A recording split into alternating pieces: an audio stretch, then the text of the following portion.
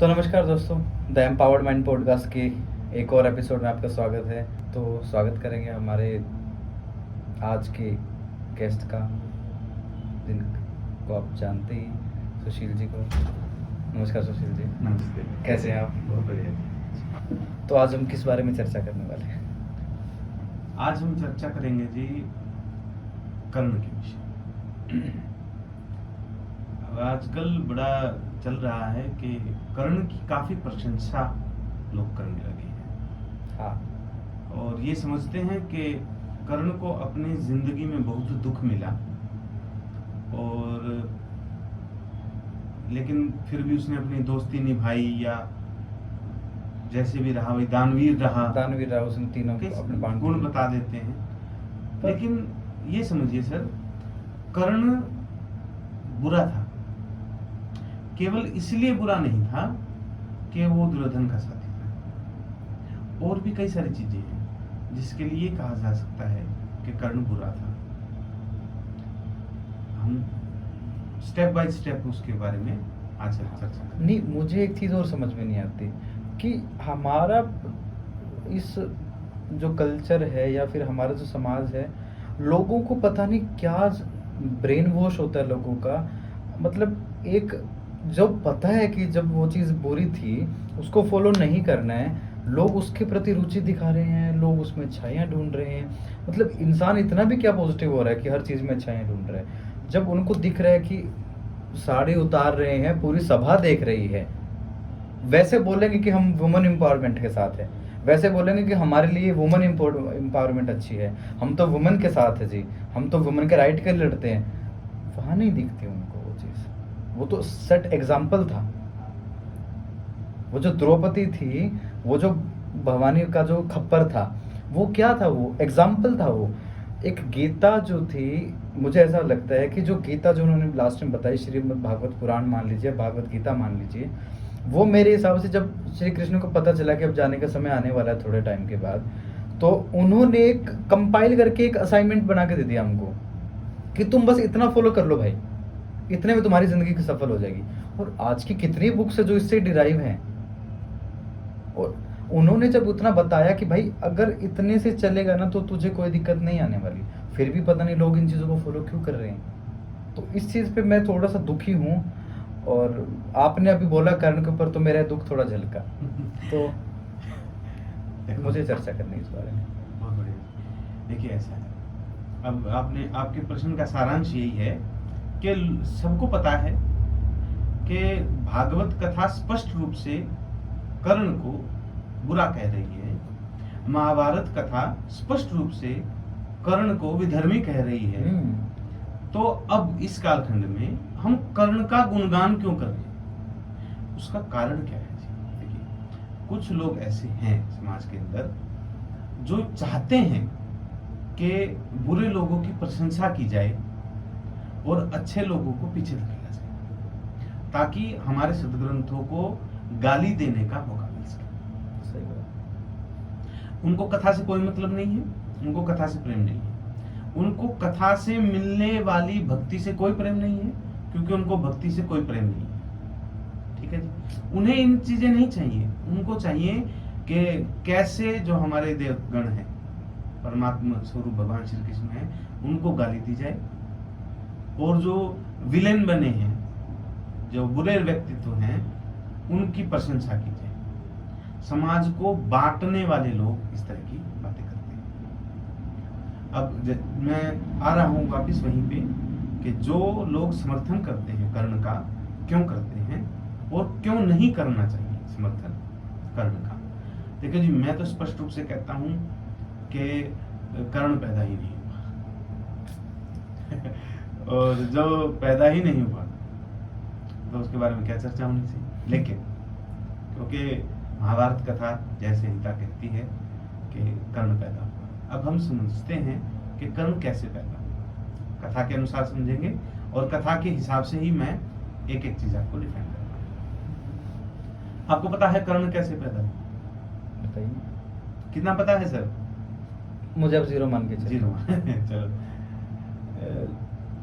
माँ कुंती, अभी शादी नहीं हुई है पांडु जी से, और अपने महल में है, अपने मायके में है, और एक महापुरुष आए और उनकी सेवा की।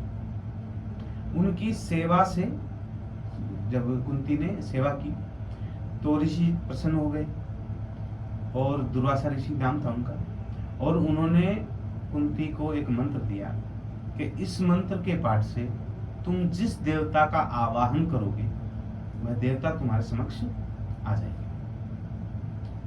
अब जांच करने की थी, गुरु की बातों की टेस्ट करना।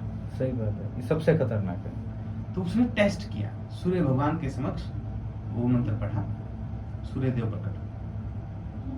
तब कुंती ने कहा कि भगवान मैं तो केवल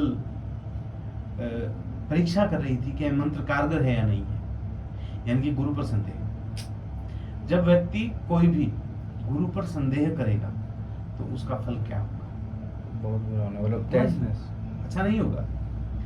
तो सूर्य भगवान ने कहा देखो, चाहे आपने किसी इच्छा से मेरा मंत्र पढ़ा है, लेकिन मंत्र पढ़ा है और मैं देव हूँ, मेरा काम ही है देना, और मेरा दर्शन अमोघ है, तो मैं अपने हिसाब से तुम्हें वरदान देता हूँ और तुम्हें पुत्र देता हूँ। अब उन्होंने कुंती को पुत्र दिया। इसका नाम कर्ण रखा गया बाद में।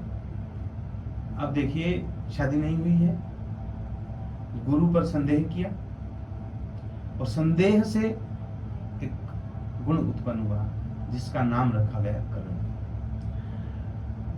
पुण्य के मिलन से पहले, यानी कि जब आपने भक्ति शुरू की है, भक्ति शुरू की है, यानी कि आपने गुरुदेव को धारण कर लिया, गुरु जी से मंत्र भी ले लिया, और गुरु के प्रति निष्ठा नहीं हुई, संदेह उत्पन्न हो गया, और उस संदेह के भाव से ही जो कारण उत्पन्न होता है वही कर्ण है। ठीक है। गुरु आपने देखिए, अच्छे से समझेंगे, अध्यात्म के विषय में पुनः समझिए, अच्छे से समझ पाएंगे। कुंती आप ही, हम ही कुंती हैं, हमने गुरु धारण किया, हमने गुरु जी से मंत्र भी प्राप्त किया, लेकिन हमने संदेह कर लिया गुरु जी से। उस संदेह का फल है कर्ण। तो संदेह तो कर लिया, फल मिल गया। अब हमने क्या किया कि उस फल को गंगा जी में बहा दिया, हमने उस फल को त्याग कर दिया। ये फल हमारे लायक नहीं है, क्योंकि ये फल बुरा है, हमने गुरु जी पर संदेह किया। अब यहाँ इस चीज को पुत्र नहीं समझना चाहिए, इसको अध्यात्म दृष्टि से समझेंगे कि कुंती किसी महिला का नाम नहीं है, कुंती गुण है, हम है कुंती। हम भक्ति कर रहे हैं तो गुरु पर संदेह करके अगर भक्ति करेंगे तो कर्ण उत्पन्न होगा, और वो कितना खतरनाक होता है कर्ण। वो कर्ण है कि वो कवच और कुंडल सहित पैदा होता है, यानी कि आप उस फल को तोड़ नहीं सकते, भेद नहीं सकते, नष्ट नहीं कर सकते। आज नहीं तो कल वो भोगना तो पड़ेगा।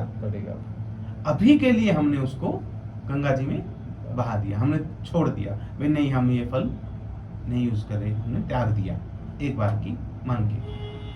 अब देखिए, कर्ण बहाव से बहता हुआ, गंगा जी के बहाव से बहता हुआ ये पहुंचता है जी हस्तिनापुर।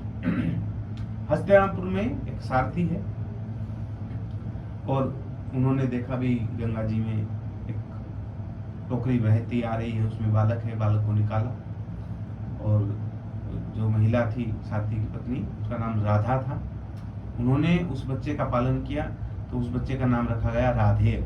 ये राधे का बेटा है, कर्ण बाद में नाम रखा गया उसका। अब लोग ये कह देते हैं, देखो जी, पैदा होते ही माँ ने छोड़ दिया, राजघराने का होकर भी गरीब माँ के घर पला, इसलिए उसके साथ समूह।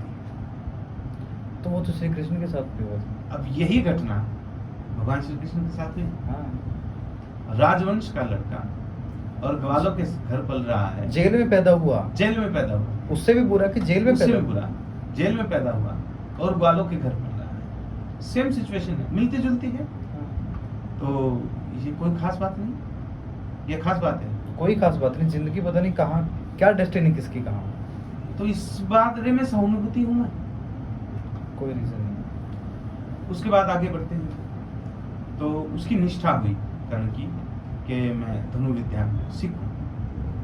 तो उसने द्रोणाचार्य का सानिध्य करना चाहा। द्रोणाचार्य जी ने कहा कि मैं राजपुत्रों का गुरु, मैं तुम्हें शिक्षा नहीं दे सकता। तो उन्होंने क्या किया, भगवान परशुराम जी के पास चले गए कर्ण, और परशुराम जी से झूठ कहा। उन्होंने अपने आप को ब्राह्मण कहा कि मैं ब्राह्मण हूँ और आप मुझे शिक्षा दो।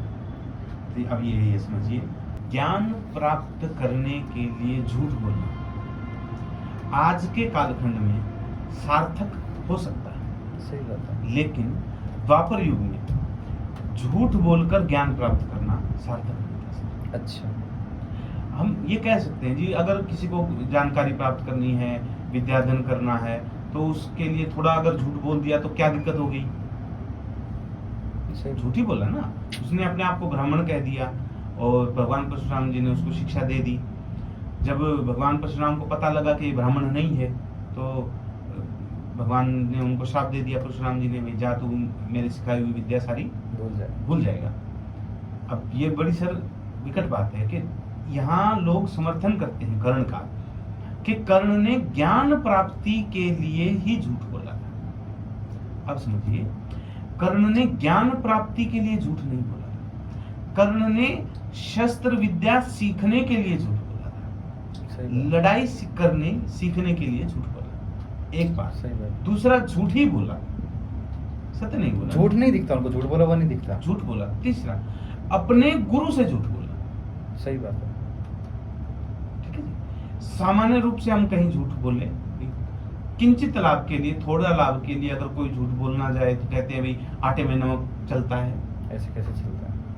मान लीजिए कलिकाल है, चलता है कहते हैं। लेकिन देखिए, जब आप ज्ञान प्राप्त कर रहे हैं, जब आप जानकारी ले रहे हैं, तो आपके गुरु को आपके बारे में पता होना चाहिए कि आपका ये सामर्थ्य है और ये सामर्थ्य नहीं है। आप इसी झूठ का फल हम आज भुगत रहे हैं। बहुत सारी परीक्षाओं के अंदर हम नकल देकर पास होते हैं, नकल करते हैं, पास हो जाते हैं। उसका खामियाजा किसको भुगतना पड़ता है?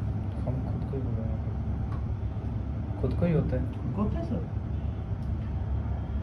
10वीं में नकल करके 80% नंबर मिल गए। अब माँ बाप चाहते हैं कि ये मेडिकल में जाए, मेडिकल है, अब उसे पता है कि वह आर्ट के भी लायक नहीं है। कितने पानी में उसको पता है। अब वो मेडिकल में एडमिशन लेगा, क्या रहेगा उस बच्चे को? कुछ नहीं होगा, फेल होगा सर। मान लीजिए नकल करके उसने +2 भी पास कर ली, उसको BMS में, MBBS में एडमिशन मिल गया, क्या हालत होगी सर उसकी? कुछ हालत। अब आप कहेंगे जी इधर नकल है, ये भी झूठ बोलना है। ये झूठ बोलना है सर। हाँ। अपनी योग्यता बदलना। सही बात है। अब मान लीजिए कोई 10वीं है और अपनी योग्यता +2 बताए, ब्राह्मण का अर्थ वहां, यहाँ हम जाति से ले लेंगे, वो जी अपने आप को उच्चतर दिखा दिया, इसलिए ऐसा नहीं। अपनी योग्यता बदल दी। आप डॉक्टर हैं, आप अपने आप को इंजीनियर बताकर कहीं चले जाएं और कहीं पुल में बनाऊंगा, ये पुल मैं बनाऊंगा, तो क्या हालत होगी सर? तो पुल बन लिया, फिर वो बन लिया। मेरी डॉक्टरी का खर्चा, मतलब वहां पे लोग एक्सीडेंट होंगे, वो वहां से मेरा काम वहां बढ़ेगा। वहाँ कम बोले। ये तो बात अलग हो जाएगी, लेकिन विषय वही है हाँ। कि आपने अपनी योग्यता थे कुछ और दर्शाई कुछ और, यानी कि आप झूठ बोले, और वहां लोग समर्थन करते हैं कि ये ज्ञान बटोरने के लिए झूठ बोला, इसलिए हम उसका समर्थन करते हैं। यहाँ मैं विरोध करता हूँ। ज्ञान बटोरने के लिए झूठ बोला गया झूठ सामान्य झूठ से 1000 गुना ज्यादा बड़ा झूठ है, क्योंकि वह आपके भविष्य को खराब करता है, दूसरा आपकी आने वाली जनरेशन को, पीढ़ी को खराब करता है। और एक आपने एक जो योग्य और पात्र बच्चा था उसकी आपने जगह खराब की। आपने एक योग्य पात्र बच्चे की जगह खराब कर। अभी अगर ये चीज देखा जाए तो भीमराव अम्बेडकर जी भी अपने आप को अलग कुछ बता के कर सकते थे, पर उन्होंने कहा कि मैं ये हूं तो हूं। हाँ बिल्कुल। देखिए, यहाँ हम बाबा साहब से क्यों नहीं सीखते? बाबा साहब ने एक क्षण के लिए भी, देखिए उन्होंने अंबेडकर जो सरनेम है उनके गुरुजी ने दिया, बाबा साहब के जो गुरुजी थे उन्होंने अपना सरनेम दिया अंबेडकर के, ये तुम ये सरनेम लगाओ, और बाबा साहब ने सहर्ष स्वीकार किया। लेकिन उन्होंने कभी भी अपनी योग्यता अलग नहीं बताई, अपना वर्ण विषय नहीं कह रहा मैं, योग्यता। हाँ मैं पढ़ रहा हूँ, हाँ मैं श्रेष्ठ हूँ बताई, उन्होंने बदली नहीं की। सही बात उन्होंने ये नहीं कहा कि उनके नाम के आगे डॉक्टर लगता है, सही बात है। क्योंकि वो PhD। 2 PhD थे, इकोनॉमी से 2 बार PhD की उन्होंने अलग अलग यूनिवर्सिटी से। सही बात है। मुझे याद नहीं है सर, 2 अलग अलग यूनिवर्सिटी से की थी। हाँ हाँ, कैम्ब्रिज से की थी शायद एक तो। सर वो पता नहीं है। हाँ, तो उन्होंने ये नहीं कहा कि मैं मेडिकल का डॉक्टर हूँ, सही भाई बात मैं है। दवाई दे सकता हूँ, दवाई देने वाले डॉक्टर नहीं थे। अगर वो अपनी योग्यता चेंज करते तो क्या हालत होती। बिल्कुल। जिस स्थिति जिस लेवल पर आज वो है, मतलब इतना सम्माननीय सदस्य, इतने सम्माननीय व्यक्ति हिंदुस्तान सही के, बात है। अगर वो योग्यता अपनी अलग दिखाते या झूठ बोलते तो क्या उतना सम्मान उनका होता जितना आज है। मिट्टी में मिल जाती है, हर चीज मिट्टी में मिल हर जाती चीज, हाँ। है। और मतलब ऐसा है, ऑन कैमरा बोलना नहीं चाहिए, बट उस कास्ट स्पेसिफिक की इतनी बेइज्जती होती, लिटरली इतनी बेइज्जती होती कि तुम जानते तुम लोगों को। हाँ ये देखो, ये झूठ का फल होता है ना। हाँ। लेकिन बाबा साहब ने झूठ नहीं कहा, उन्होंने जैसे थे वैसा उन्होंने स्वीकार अपने किया। आप को स्वीकार किया और जगत के सामने रखा, अपने गुरु के सामने रखा, उसका फल मिला। और लोग यही गलती यहाँ गलती कर दी कर्ण ने, बिल्कुल। और आज हम लोग उसका समर्थन कर रहे हैं। अब देखिए सर, एक जगह और मतलब बात चलती है कि जब आपने प्रसंग रखा कि द्रौपदी का चिरहरण हो रहा था, तब पूरे जो राज्यसभा थी उसके दौरान द्रौपदी को वैश्या कहना केवल और केवल कर्ण ने कहा था। ओहो। किसी भी और व्यक्ति ने द्रौपदी को वैश्या नहीं